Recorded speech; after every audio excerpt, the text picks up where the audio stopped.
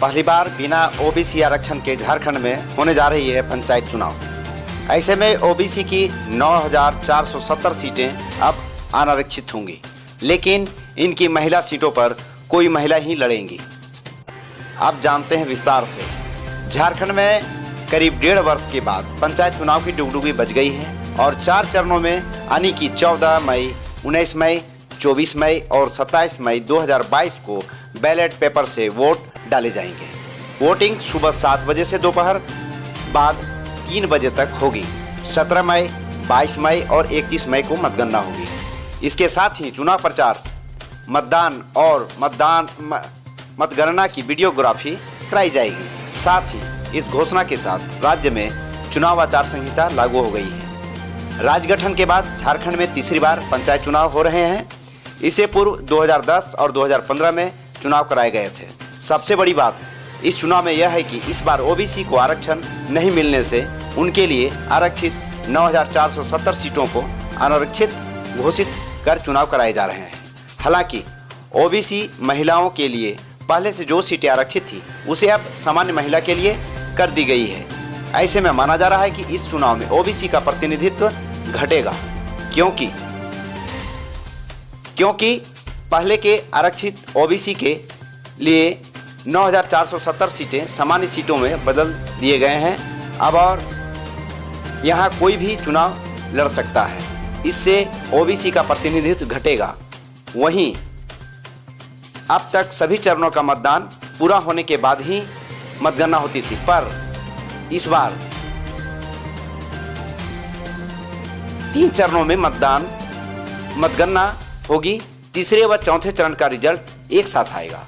ऐसी सीटों की बात करें तो इस बार राज्य में कुल सीटों की 33% सीटें एसटी के लिए, यानी कि कुल 63,701 सीटों में से 21,292 सीटें एसटी के लिए आरक्षित हैं, जिसमें एसटी महिला के लिए 11,630 सीटें हैं। पिछले पंचायत चुनाव में एसटी के लिए 22,738 सीटें आरक्षित थी।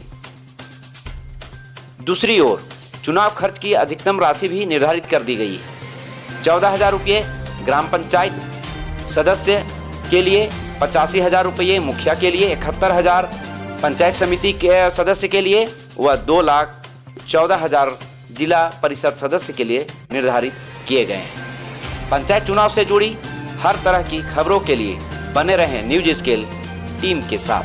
आप सब लोग अवगत हैं कि भारत के संविधान के भाग 9 तथा संविधान की धारा 243 से 243 ओ तक त्रिस्तरीय पंचायतों के प्रावधान सन्निहित हैं।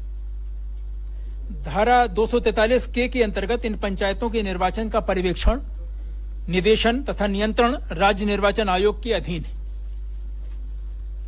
झारखंड राज्य अंतर्गत त्रिस्तरीय पंचायत निकायों तथा ग्राम पंचायत, पंचायत समिति एवं जिला परिषद के निर्वाचित सदस्यों का कार्यकाल वर्ष 2020 के माह दिसंबर में समाप्त हो चुका है। झारखंड पंचायत राज अधिनियम 2001 की धारा क्रमशः 25, 46 एवं 61 के उपबंधों के अनुसार यद्यपि इन निकायों की 5 वर्षों की अवधि के अवसान के पूर्व इनके गठन हेतु आम निर्वाचन कराया जाना अपेक्षित था, परंतु कोविड-19 जैसी महामारी के कारण इसमें विलंब हुआ। त्रिस्तरीय पंचायत निर्वाचन क्षेत्र हुए जो हमारे निर्वाचन क्षेत्र हैं, अधिनियम की धारा 138 के अंतर्गत कुल जिलों की संख्या 24 है, जिससे आप जानते हैं प्रखंडों की संख्या 264 है, ग्राम पंचायतों की संख्या 4,345 है। तो इसमें जो ग्राम पंचायत के प्रादेशिक निर्वाचन क्षेत्रों की संख्या है, जिसको हम लोग रूरल वार्ड कहते हैं, जिसमें कैंडिडेट्स इलेक्ट किए जाएंगे, इलेक्शन जिनका होगा 53,479। ग्राम पंचायत के मुखिया जिनका चुनाव होगा 4,345। पंचायत समिति के क्षेत्रीय निर्वाचन क्षेत्रों की संख्या 5,341 और जिला परिषद के क्षेत्रीय निर्वाचन क्षेत्रों की कुल संख्या 536 है। इन सभी 4 विभिन्न प्रकार के पदों पर जो वोटर है वो उनको 4 प्रकार के मतपत्र मिलेंगे और वो इन पर वोट डालेगा। जो मतदाता सूची है वो 1 जनवरी 2022 को अर्हता तिथि मानकर, जो 5 जनवरी 2022 को अंतिम रूप से भारत के निर्वाचन आयोग के द्वारा प्रकाशित की गई है, और जिसमें हम लोगों ने उसका विखंडन करते हुए 14 फरवरी 2022 को जिसका अंतिम प्रकाशन किया है, वो इसमें तैयार की गई है और अंतिम रूप से प्रकाशित की गई है, जिसमें कुल जो मतदाता हैं वो 1,96,16,504 हैं। 1,96,16,504 हैं, जिसमें पुरुष मतदाता 1,70,721 हैं, महिला मतदाता 95,45,702 हैं और अन्य में 81 मतदाता हैं। मतदाताओं की पहचान के लिए एक आईडी जरूरी होती है, जिसके लिए हम लोगों ने 12 प्रकार के दस्तावेज निर्धारित किए हैं। इन दस्तावेजों की सूची हम आपको इस प्रेस कॉन्फ्रेंस के पश्चात उपलब्ध कराएंगे, जो आपको दस्तावेज मिलेंगे, जिसमें कि जिसको ले जाकर वोटिंग की जा सकती है। जो हमारे मतदान केंद्र हैं वो भी, उनका भी अंतिम प्रकाशन हुआ है। कुल मतदान केंद्र 53,480 हैं, 53,480, जिसमें संवेदनशील 22,961 हैं और अति संवेदनशील 17,698 हैं। अवशेष 12,821 सामान्य श्रेणी के मतदान केंद्र हैं। इन मतदान केंद्रों में हम लोगों ने आधारभूत न्यूनतम सुविधाएं उपलब्ध कराने का निर्देश दिया है। पेयजल, शौचालय, रैंप और क्लस्टर सेंटर पर प्रकाश वगैरह की व्यवस्था जिले के समाहर्ता या उपायुक्त कराएंगे।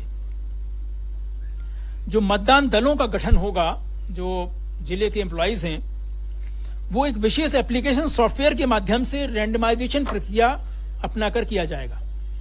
ये रैंडमाइजेशन प्रक्रिया 3 चरणों में होगी। पहले चरण में पात्र कर्मचारियों के अपेक्षाकृत व्यापक जिला डाटाबेस से न्यूनतम 120% की एक सूची का चयन किया जाएगा। फिर इस समूह को मतदान ड्यूटी के लिए ट्रेनिंग दी जाएगी। दूसरे चरण में इन ट्रेंड कर्मियों में से, प्रशिक्षित कर्मियों में से ऑब्जर्वर्स की उपस्थिति में रैंडम सिलेक्शन द्वारा वास्तविक मतदान दलों का गठन किया जाएगा। और तीसरे स्टेज में, तीसरे रैंडमाइजेशन में इन मतदान दलों के प्रस्थान के ठीक पहले रैंडम तरीके से उन्हें मतदान केंद्र आवंटित किए जाएंगे। जो चुनाव है, आपको मालूम है कि ये चुनाव, जो एमएलए एमपी के चुनाव होते हैं, वो ईवीएम से होते हैं, लेकिन इसमें मतपेटिकाओं का प्रयोग होता है, जिसको बैलेट बॉक्स कहते हैं, बैलेट बक्सा कहते हैं। तो इसमें 98,081 मतपेटिकाएं प्रयोग हो रही हैं, जो बड़े साइज की हैं, और 39,928 मतपेटिकाएं का प्रयोग हो रहा है, जो छोटी साइज की हैं। इसमें जो माननीय उच्चतम न्यायालय ने 2013 में निर्णय दिया था, उसके अनुसार शपथ पत्र भी देना पड़ता है, वो देना अनिवार्य है सभी प्रकार के निर्वाचनों में। उसमें सुघोषणा पत्र और शपथ पत्र जो रहता है, उसमें जो निर्देश दिए गए हैं कि अभ्यर्थियों से अपेक्षित है कि वो सभी कॉलम को भरें। शपथ पत्र, सुघोषणा पत्र में यदि कोई कॉलम खाली छोड़ा जाता है तो निर्वाची पदाधिकारी संबंधित अभ्यर्थी को इस संबंध में एक नोटिस जारी करेंगे। ऐसे नोटिस के बाद भी यदि अभ्यर्थी सभी दृष्टिकोण से पूर्ण शपथ पत्र या सुघोषणा पत्र दाखिल करने में विफल रहता है, तो स्क्रूटनी के समय, संवीक्षा के समय उसके नाम निर्देशन पत्र को अस्वीकृत किया जा सकेगा। एक कम्युनिकेशन प्लान हम लोगों ने बनाया है, संचार योजना बनाया है हर एक जिला में। ये उसका मतदान के दिन कारगर प्रयोग हो कि वो दूरसंचार विभाग के अधिकारियों एवं अन्य अग्रणी सेवा प्रदाताओं के प्रतिनिधियों के साथ समन्वय करें और नेटवर्क का स्थिति का आकलन करें और संचार के शेडो एरिया की पहचान करके ये कम्युनिकेशन प्लान बनाया गया है, जहां पर हमारा संचार नहीं हो पाता है बहुत दूरस्थ क्षेत्रों में, गांव में। सभी महत्वपूर्ण आयोजनों की वीडियोग्राफी कराई जाएगी और जिला पदाधिकारी इसके लिए पर्याप्त संख्या में वीडियोग्राफी दलों का गठन करेंगे। इस वीडियोग्राफी में सिर्फ नाम निर्देशन करना, उनकी स्क्रूटनी करना, ये तो शामिल ही है। प्रचार अभियान के दौरान जो महत्वपूर्ण बैठकें होंगी, सभाएं होंगी, जुलूस निकलेगा, उसकी भी वीडियोग्राफी करना आवश्यक होगा। विधि व्यवस्था एवं सुरक्षा बलों की तैनाती। निर्वाचनों के संचालन में विस्तृत सुरक्षा प्रबंधन शामिल होता है। इसमें मतदान कर्मियों की सुरक्षा, मतदान केंद्रों की सुरक्षा, मतदान सामग्रियों की सुरक्षा, निर्वाचन प्रक्रिया की समग्र सुरक्षा भी शामिल है। इसमें विशेष रूप से अतिसंवेदनशील मतदाताओं जैसे कमजोर वर्ग के लोगों के मन में भरोसा कायम करने के लिए मतदान के पहले से ही सशस्त्र बलों की तैनाती की जाती है। तो हम लोग चाहते हैं, आयोग चाहता है कि ऐसा परिवेश का निर्माण हो जिसमें निष्पक्ष एवं स्वतंत्र निर्वाचन सुनिश्चित कराए जा सकें। बिना किसी बाधा, बिना किसी अनिश्चित रूप से प्रभावित, भयभीत हुए लोग मतदान केंद्र तक पहुंचे। जमीनी स्थिति के आकलन के आधार पर इन सशस्त्र पुलिस बलों का निर्वाचन के दौरान इनकी तैनाती की जाएगी और इनका उपयोग मतदान केंद्रों की सुरक्षा करने और मतदान के दिन निर्वाचकों और मतदान कर्मियों को सुरक्षा प्रदान करने के लिए किया जाएगा। इसके अलावा जब मतदान हो जाएगा तो जो स्ट्रांग रूम है उनकी सुरक्षा के लिए भी इनका प्रयोग किया जाएगा और मतगणना के लिए भी इनका प्रयोग किया जाएगा। जो मतदाता कमजोर वर्ग के हैं उसमें आपको मालूम हो अनुसूचित जाति और अनुसूचित जनजाति अत्याचार निवारण अधिनियम 1989 की धारा 3(1)(7) के अनुसार कोई भी व्यक्ति जो अनुसूचित जाति अनुसूचित जनजाति का सदस्य नहीं है, अनुसूचित जाति अनुसूचित जनजाति के किसी सदस्य को मतदान न करने के लिए या किसी विशिष्ट अभ्यर्थी के लिए मतदान करने के लिए या विधि द्वारा उपबंधित रीत से भिन्न रीत से मतदान करने के लिए मजबूर नहीं कर सकता है। अगर ऐसा करेगा तो कारावास की अवधि 6 माह से कम नहीं होगी, जो 5 वर्ष तक बढ़ाई जा सकेगी और इसके अलावा जुर्माना भी लगाया जा सकेगा।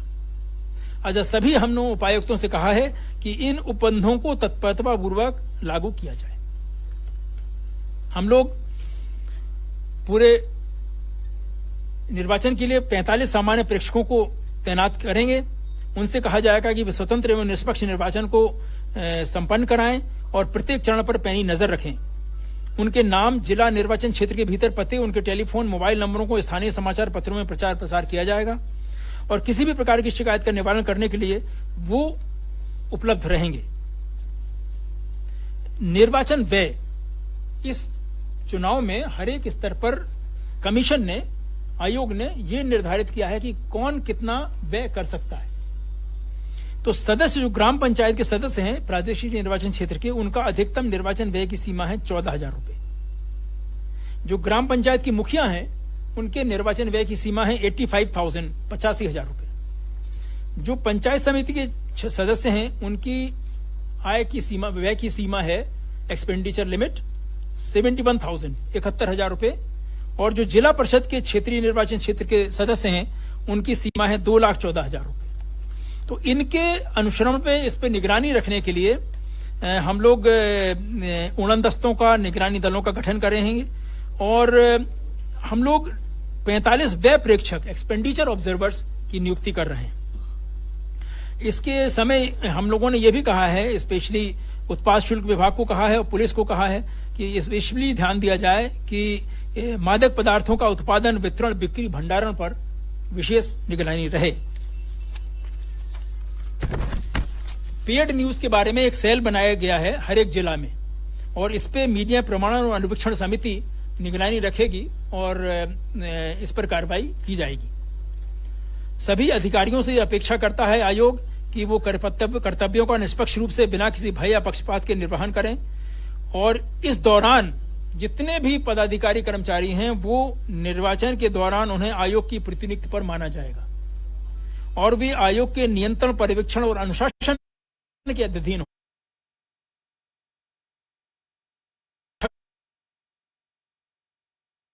के अधीन रहेगा और ऐसे अधिकारियों के विरुद्ध कड़ी कार्रवाई की जाएगी जिनके कार्य निष्पादन में किसी भी प्रकार की गलती या कमी पाई जाएगी। जो निर्वाचन के संचालन के लिए जिले के डीसी और एसपी को मिलकर रूट योजना, संचार योजना, यातायात योजना बनाना है, इसी बनाई गई है।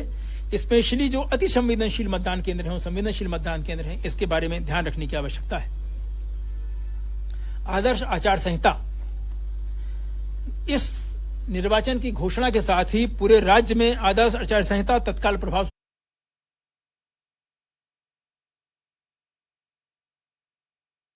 लागू हुए हैं और सभी अभ्यर्थियों पर, सभी राजनीतिक दलों पर और सभी झारखंड राज्य सरकार पर भी लागू होंगे, सभी पदाधिकारियों पर। केंद्र राज्य सरकार की पुरानी योजना का कार्यान्वयन हो सकता है और वो आदर्श आचार संहिता से प्रभावित नहीं होगा, चाहे उसमें टेंडर भी इन्वॉल्व क्यों ना हो। लेकिन जो नई योजनाएं हैं या जो जिला परिषद, पंचायत समिति, पंचायत की योजनाएं हैं वो सब आचार संहिता के दायरे में आएंगी। इसमें इनके उल्लंघन को बड़ी कड़ाई से निपटा जाएगा और इस बारे में सबसे ही अपेक्षा की जाती है कि वो हमने जो मॉडल कोड ऑफ कंडक्ट निर्गत किया है, अपलोड भी किया है अपनी वेबसाइट पर, उसको पढ़ लें, अन्यथा इसका उल्लंघन होने पर प्राथमिकी दर्ज की जाएगी और कार्रवाई की जाएगी। एक जो नई बात इस इलेक्शन में हुई है पंचायती राज विभाग की गजट अधिसूचना जो संख्या 685 दिनांक 1/4/22 है, उसके निर्देशानुसार अन्य पिछड़े वर्गों के लिए यथारूप में महिला एवं अन्य के लिए जो अधिसूचित पद हैं वो अनारक्षित माने जाएंगे, ओपन कैटेगरी सीट्स। तो सभी के जिला अधिकारियों को कहा गया है, उपायुक्तों के, कि जिला गजट में जो इतने इस तरह के पद हैं जो इस श्रेणी में पहचाने गए हैं और महिला के लिए वो ओपन कैटेगरी महिला, पुरुष के लिए ओपन कैटेगरी महिला में स्वतः परिवर्तित हो जाए। सभी जिलों को कहा गया है कि अभी भी कोविड-19 के जो दिशा निर्देश हैं राज्य स्तर के और जिला के, उनका पालन उन्हें करना है। इस बार और एक नई चीज हम लोग कर रहे हैं कि मतगणना का कार्य, क्योंकि आपको मालूम है कि ये राजनीतिक दल के आधार पर चुनाव नहीं होते हैं, तो मतगणना का कार्य सबसे अंत में नहीं होगा। मतगणना का कार्य हम लोग, चूंकि पूरे चुनाव हम लोग 4 चरणों में करा रहे हैं, किसी जिले में 4 चरण में है, किसी में 3 चरण में है, किन्हीं जिले में 2 चरण में भी। तो 1 चरण में कोई जिला नहीं है, 2 चरण में भी है, 3 में भी है, 4 में भी। तो पहले एवं दूसरे चरण के मतदान के पश्चात ही मतगणना हो जाएगी, जिससे हमारा फोर्स फ्री हो जाएगा, उतना एक्स्ट्रा आदमी फ्री हो जाएंगे और बैलेट बॉक्स भी फ्री हो जाएगा। तीसरे और चौथे चरण की मतगणना एक साथ चौथे चरण के पश्चात कराई जाएगी। हम लोगों ने एग्जामिनेशंस को देखते हुए, मौसम को देखते हुए, शैक्षणिक कैलेंडर को देखते हुए, त्योहारों को देखते हुए, राज्य में विद्यमान कानून व्यवस्था की स्थिति को देखते हुए, पुलिस बलों की उपलब्धता को देखते हुए और परिवहन तथा समुचित तैनाती और बुनियादी और वास्तविकताओं के देखते हुए हम लोगों ने मिलकर तय किया है कि किस किस तिथियों में चुनाव कितनी फीसद में कराया जाए। और उसके लिए हम आपको अभी इसके बाद आपको एक फोल्डर उपलब्ध कराएंगे जिसमें उसके सारे डिटेल्स रहेंगे। इसमें जो 4 चरण हैं उसमें जो चुनाव होंगे वो 14 मई, 19 मई, 24 मई और 27 मई को होंगे। लेकिन जो पहला चरण है 14 मई का, उसका जो सूचना का प्रकाशन है प्रपत्र 5 में, संबंधित जिले पदाधिकारी वो 16 अप्रैल को निकाल देंगे, प्रकाशित करेंगे। क्योंकि बाकी प्रक्रिया चलेगी, जैसे मैं एक उदाहरण के लिए बताता हूं, बाकी चरणों में भी ऐसे ही होगा। 16 अप्रैल को जिला निर्वाचन पदाधिकारी प्रपत्र 5 में निर्वाचन की सूचना का प्रकाशन करेंगे। 23 अप्रैल तक नाम निर्देशन करने के लिए अंतिम तारीख होगी, ये पहले चरण का है। और सभी चरणों की तिथियों का मैं आपको पूरा विवरण इसके पश्चात उपलब्ध करा दूंगा। ये नाम निर्देशन जो होगा 11 बजे पूर्वाह्न से लेकर 3 बजे अपराह्न तक होगा। इसके पास स्क्रूटनी जिसको कहते हैं, समीक्षा, 25 अप्रैल और 26 अप्रैल को स्क्रूटनी की जाएगी, समीक्षा की जाएगी। नाम वापस लेने की तारीख है 27 अप्रैल और 28 अप्रैल। निर्वाचन प्रतीक आवंटन, जो अलॉटमेंट ऑफ सिंबल्स होता है, जिसका ऑर्डर निकला हुआ है, वो किया जाएगा 29 अप्रैल को। ये पहले चरण के बारे में कह रहा हूं। और मतदान होगा 14 मई को। बीच में प्रचार के लिए समय जो दिया जाता है, कैनवेसिंग पीरियड जो कहते हैं, इसकी मतगणना 17 मई को हो जाएगी। इसी प्रकार से द्वितीय चरण, तृतीय चरण और चतुर्थ चरण की तिथियां निर्धारित की गई हैं, जिसको हम आपको अवगत कराएंगे।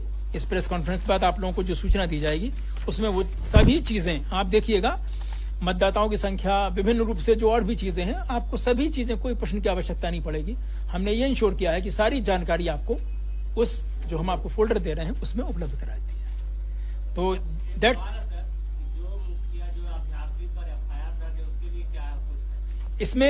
इसमें जिनको भी आयोग के द्वारा चुनाव लड़ने से प्रतिबंधित किया गया है, वही लोग ही प्रतिबंधित हैं।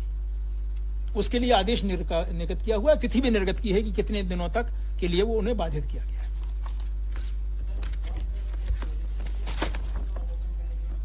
जी हाँ, उनकी डिटेल्स हम आपको दे रहे हैं।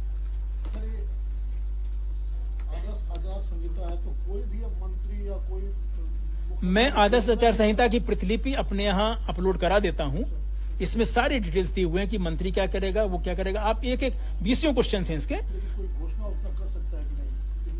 नई योजनाओं की घोषणा नहीं होगी, लेकिन आप उसको पढ़ लीजिए और पढ़ने के बाद अगर कोई आपको कंफ्यूजन हो तो जरूर हम लोगों के पदाधिकारी हैं क्लियर, क्योंकि उसमें एक नहीं बहुत सारे पॉइंट्स हैं और वो मैं अपलोड करा दे रहा हूं और सबको दिलवा दे रहा हूं।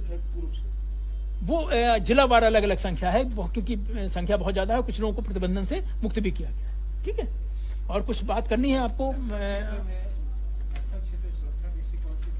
मुझे अपर पुलिस महानिदेशक हैं, ये कुछ बताएंगे आपको इसके बारे में। मीडिया के लिए सर एक सेल यहाँ पर भी हाँ, नहीं, हम लोगों ने ये किया है, कि अभी भी बहुत ग्रुप में बहुत भीड़ नहीं करनी है, ये करना है, और आप लोगों के लिए भी सहूलियत रहता है। तो सभी जिलाधिकारियों को निर्देश दिए गए हैं कि रोज शाम को, क्योंकि अब तो ये हजारों की तादाद में होते हैं इलेक्शन, हाँ यहाँ भी है, तो वो अपलोड करेंगे। तो हम लोगों की तरफ से जो था अधिकतम कार्य भी हुआ है, बाद में हम लोग भी अपने जो भी न्यूज होगा वो आपको अपलोड कर दिया करेंगे, और दैनिक शाम को आपको ये समाचार मिल जाया करेंगे जो भी। सर हम लोग को राज्य स्तर का डेली चाहिए, हम लोग को। हाँ, वो जो भी सूचना होगी अपलोड होगी, जो सूचना जिला स्तर पर होगी वो जिला स्तर पर होगी। सर कोई सेल यहाँ बन जाएगा ना, तो हम लोग उसे ये कर सकते हैं। हम कोई भी प्रेस कॉन्फ्रेंस वगैरह की बात नहीं कर रहा हूँ, मैं सिंपली ये कह रहा हूँ कि आपको जिला अधिकतर सूचनाएं आपको जिला के आपके जो संवाददाता हैं जिले के स्तर से लेना होंगी अधिकतर, और जो हमारी केंद्र से संबंधित होंगी, राज्य से संबंधित होंगी, वो यहाँ पर हम लोग। अब आप सुरक्षा के बारे में कुछ बताएं।